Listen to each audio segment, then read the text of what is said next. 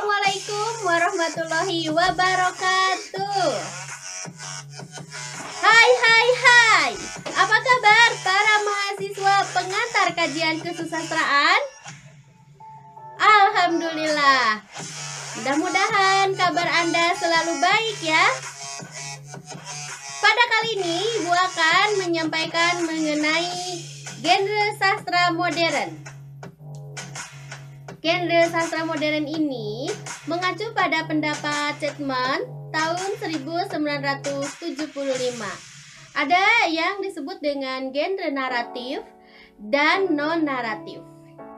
Nah, genre naratif ini tentu saja terdiri atas berupa tulisan dan juga pertunjukan. Nah, genre yang berupa tulisan ada novel, cerpen ya, puisi naratif, kemudian naskah drama, naskah film, dan naskah opera. Nah, tentu saja pertunjukannya ada drama, ada film, ada juga opera. Nah, untuk genre non naratif ada yang disebut dengan puisi lirik. Mari kita bahas satu persatu. Novel merupakan istilah yang berasal dari bahasa Inggris. Namun kebanyakan orang juga menyebut istilah roman yang merupakan istilah dari bahasa Prancis. Novel merupakan prosa rekaan yang panjang yang menyuguhkan tokoh-tokoh dan menampilkan serangkaian peristiwa atau konflik serta latar secara tersusun. Ada banyak jenis novel ya, Ibu hanya mengupakan 4 jenis saja di sini. Nanti Anda silakan mencari lagi ya, supaya Anda terus membaca. Ada novel epistoler atau roman bersurat, kemudian ada novel gotik, novel psikologi, ada yang disebut dengan novela atau novelet, dan lain-lain. Nah, untuk novel epistoler atau roman bersurat ini merupakan novel yang berbentuk rangkaian surat menyurat. Bentuk epistoler ini memungkinkan pengarang menyajikan ceritanya dari berbagai sudut pandang tanpa menampilkan dirinya sendiri dalam cerita. Contohnya, Anda pernah membaca Dunia Sophie kan? Nah, Sophie's World itu terjemahan dari karya Justin Garden dari Norwegia. Ya, nanti Anda silakan membaca ya. Seru sekali ya. Novel ini juga merupakan novel yang sangat didaktis, mengajarkan filsafat ya. Nah, kemudian ada yang disebut dengan novel gotik. Novel ini merupakan cerita horor yang penuh unsur gaib. Ada yang tenang horor di sini? Nah, pertama-tama ini ditempatkan pada suasana abad pertengahan di Inggris ya, pada akhir abad ke-18 dan awal abad ke-19. Istilah lain ada yang disebut dengan horror story ya, cerita horor, dan terror story, cerita teror. Nah, dalam terror story peristiwa gaib kemudian diterangkan secara rasional. Contohnya kalau di Indonesia itu ada novel Danur karya Risa Saraswati. Tentunya Anda sudah pernah menonton filmnya juga ya. Film Danur juga diadaptasi dari novelnya. Ada juga yang disebut dengan novel psikologi. Nah, kisahan ini terpusat pada kehidupan emosional para tokohnya yang menjajaki tingkatan kegiatan mentalnya yang berbeda-beda. Novel psikologi ini lebih mementingkan alasan dan tujuan suatu tindakan daripada tindakan itu sendiri. Pada abad ke-20 menggunakan teknik monolog interior atau eka cakap dalaman dan aliran kesadaran. Eka cakap dalaman ini adalah cakapan atau dialog dari satu tokoh ya, atau monolog yang sangat panjang begitu ya. Itu bisa saja disampaikan pada dirinya sendiri, bisa juga ditujukan kepada orang lain. Untuk novel di Indonesia ada novel Bulan Nararia karya Sinta Yudhistira. Ini penuh dengan konflik psikologi. Nah, untuk istilah novela atau novelet ini merupakan kisahan prosa rekaan yang lebih panjang dan lebih kompleks daripada cerpen, tetapi tidak sepanjang novel. Jangkauan novela biasanya terbatas pada satu peristiwa satu keadaan, dan satu tikaian. Contohnya novelet Ketika Mas Gagah Pergi, karya Helvi Tiana Rosa.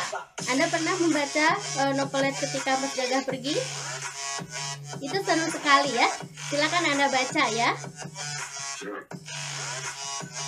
Nah, kemudian ada cerpen. Nah, kalau cerpen Anda sudah sangat familiar kan ya?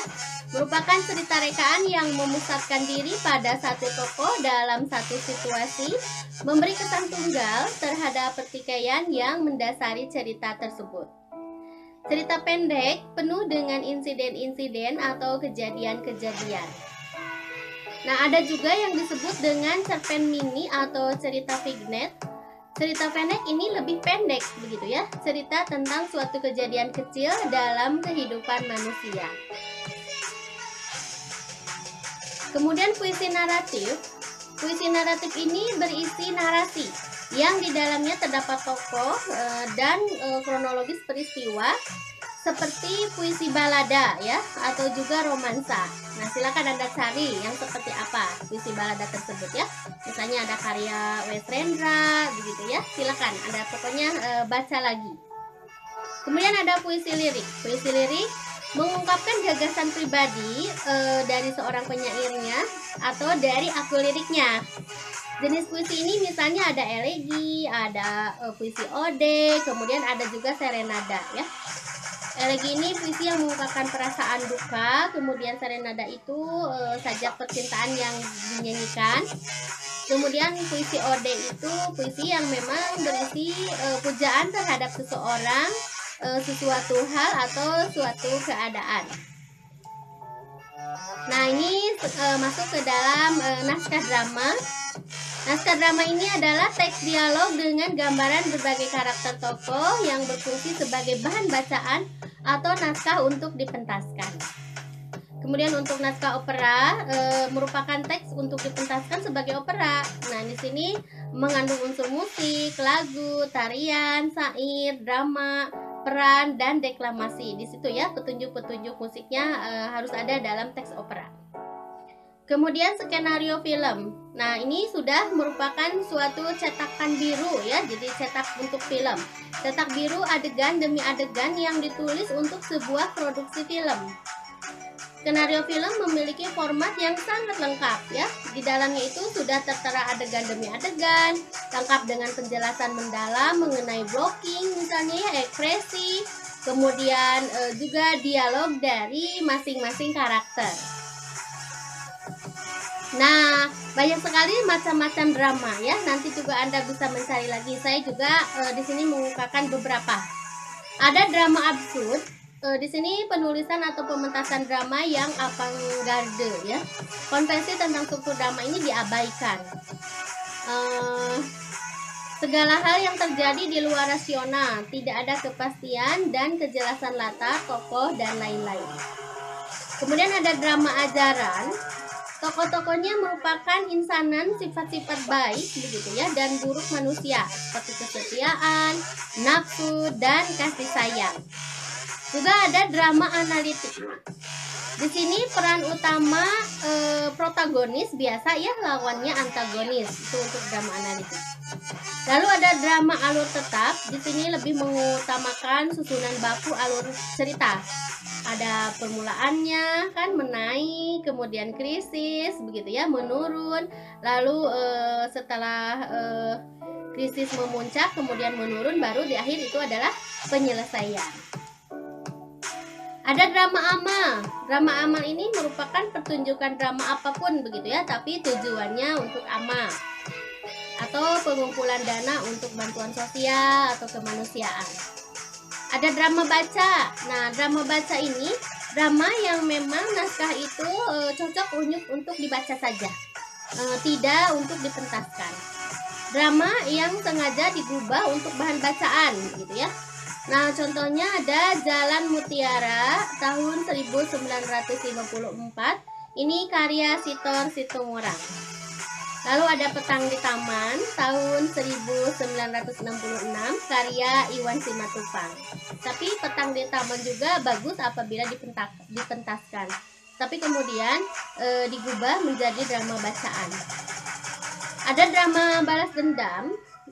Di sini merupakan bentuk drama pada abad 16 dan 17. Umumnya mengandung cerita pembalasan ya. Anda pernah mendengar Hamlet kan ya? Nah, ini merupakan drama balas dendam. Hamlet ditulis oleh Shakespeare. Lalu ada drama Borjuis.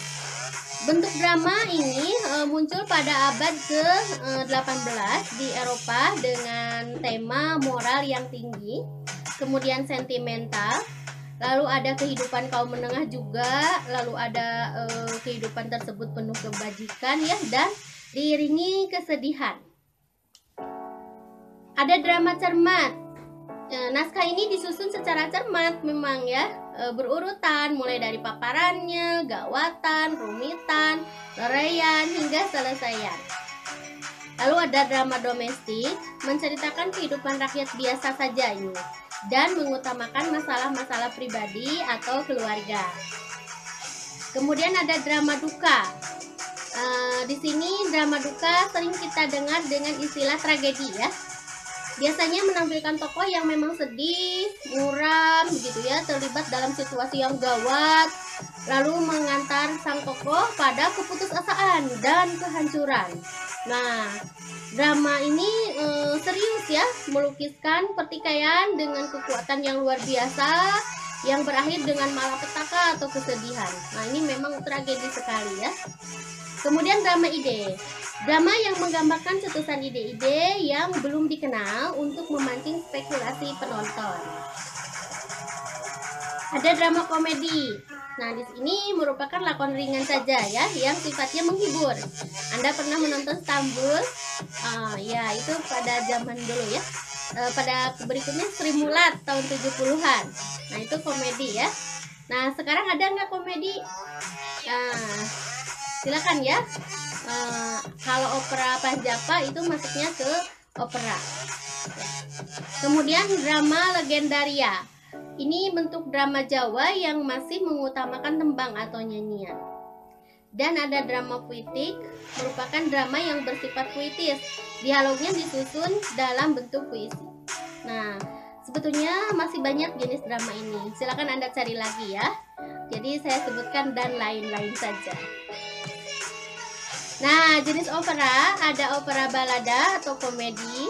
Nah, misalnya tadi ya, opera Panjapa, begitu ya, itu balada. Kemudian opera bangsawan, ini memainkan cerita kerajaan dengan dialog yang dinyanyikan. Lalu ada opera singkat, ini hanya menampilkan satu babak saja atau satu masalah. Lalu ada operet, nah ini merupakan drama ringan yang memperagakan nyanyian dan tarian yang menyajikan cerita jenaka. Nah, kemudian ada klasifikasi film. Nah, ini sangat banyak ya klasifikasi film itu. Silakan Anda cari juga ya. Saya hanya menyebutkan beberapa, ini ada beberapa juga sudah banyak ya. Tapi masih ada lagi sebenarnya. Ada film romans kan, Anda senang ya dengan istilah romantis ya, romantis. Kemudian film realis, kemudian film sejarah, film koboi, film perang, kemudian film futuristik atau science fiction begitu ya. Lalu film misteri, film horor, ada film kartun atau animasi, ada film petualangan, ada film pembunuhan ya atau mafia.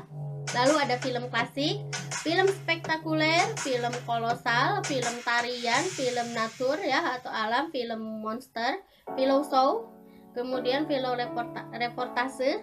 Lalu ada film yang dokumenter ya, film dokumenter ini film pendek begitu. Nah, dan lain-lain karena memang banyak sekali klasifikasi film ini. Nah, silakan Anda juga cari dan berbagi dengan teman Anda ya untuk contoh-contohnya misalnya ya. Nah, untuk rujukannya saya menggunakan Hasanuddin ya, Ensiklopedia Sastra Indonesia dari Titian Ilmu, lalu dari Iman Jaya Eki A to Z About Indonesian Film yang diterbitkan oleh Mizan Media Utama, dan dari Chapman Seymour tahun 1975 tentang Story and Discourse, diterbitkan oleh London. Ya, ini juga ada sumber musiknya. Ya, demikian para mahasiswa yang dapat Ibu sampaikan mengenai genre sastra modern ini. Mudah-mudahan Anda tertantang untuk mencari lagi ya, karena masih banyak genre begitu. Ini hanya perkenalan beberapa genre saja. Ya, terima kasih atas perhatiannya. Wassalamualaikum warahmatullahi wabarakatuh.